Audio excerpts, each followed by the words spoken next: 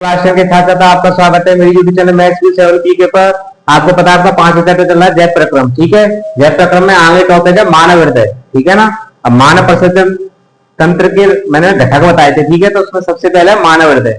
तो मानव हृदय क्या होता है कि बाहरी संरचना दे रही थी, इससे आंतरिक संरचना या कार्य लिख रहा था मैंने। मैं समझा तो आपको किताब के माध्यम से भी सकता था, लेकिन मैंने यहाँ पर पूरी डिटेल लिख दी आपके लिए, क्योंकि आप इसमें से तैयारी कर लेना, बोर्ड एग्जाम के लिए आपके लिए इंपोर्टेंट है क्वेश्चन है। ठीक है, इस वजह से मैंने यहाँ पर चित्र तो नहीं बनाया, लेकिन बाहरी और आंतरिक संरचना कार्य लिख रखा है, इसका कंप्लीट है। तो देखो बाहरी संरचना क्या है, हृदय पेशी अंग है। ठीक है, पेशी अंग होता है, पेशी मतलब होता है मसल संरचना, मांसल संरचना होती है जो मांस की संरचना।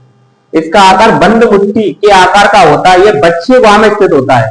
ठीक है, बच्चे गांव का मतलब है जहां से मेरा ये फेफड़ा है, मतलब बिल्कुल मीडियम में तो नहीं होगा, थोड़ा हटके होगा, थोड़ा सा बस फेफड़ों के बीच और बाईं तरफ झुकाव होता है, थोड़ा सा झुकाव होता है इसका। ठीक है, हमारा हृदय पंप मशीन की तरह कार्य करता है। जैसे आपने देखा होगा पानी की मोटर होती है, उसमें पंप होता है, अगर पंप खराब हो जाती है तो मोटर खराब हो जाती है। ठीक है, इसी प्रकार अगर ये खराब हो गया तो आदमी भी खत्म हो सकता है। ठीक है,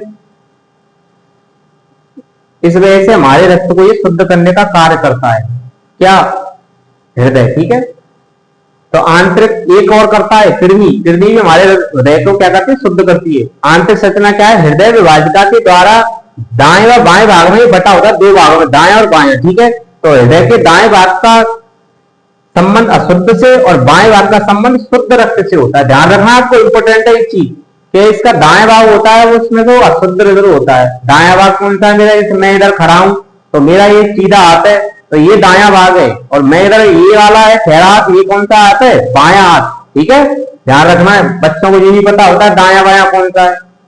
जैसे आपको पता है सड़क के किस ओर चलते हैं, उल्टी साइड चलते। ठीक है, सीधी साइड चलते उल्टी साइड चलते, बताओ, उल्टे हाथ पर चलते खैरे हाथ पर। ठीक है, ध्यान रखना है।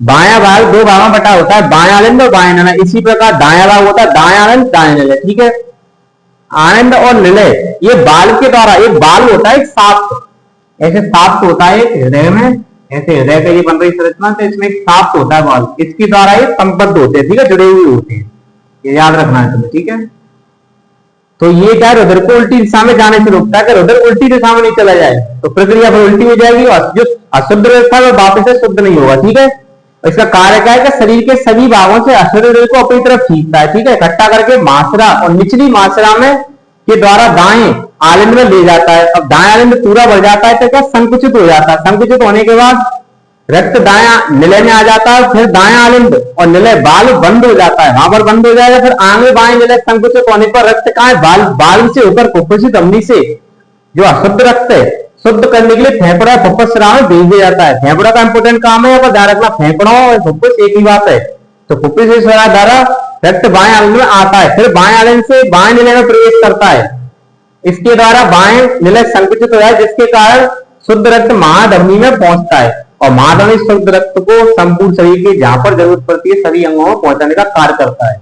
मैं किताब में भी समझा सकता था आपके लिए, लेकिन मैंने पूरी डिटेल लिखी है, आप इसका स्क्रीनशॉट भी कर सकते हो, क्योंकि बोर्ड एग्जाम 2026-27 के लिए इंपोर्टेंट टॉपिक है। ठीक है ना, तो आपका यहाँ पर हृदय कंप्लीट होता है। नेक्स्ट क्लास में इससे आगे पढ़ाऊंगा। आपको पता है चैप्टर तो बहुत लंबा ही है, और मेरे YouTube चैनल को भी ध्यान रखना, आपको मैं बार बार बोल रहा हूँ, इसको सब्सक्राइब कीजिए, ज्यादा से ज्यादा शेयर कीजिए अपने दोस्तों को। ठीक है, धन्यवाद।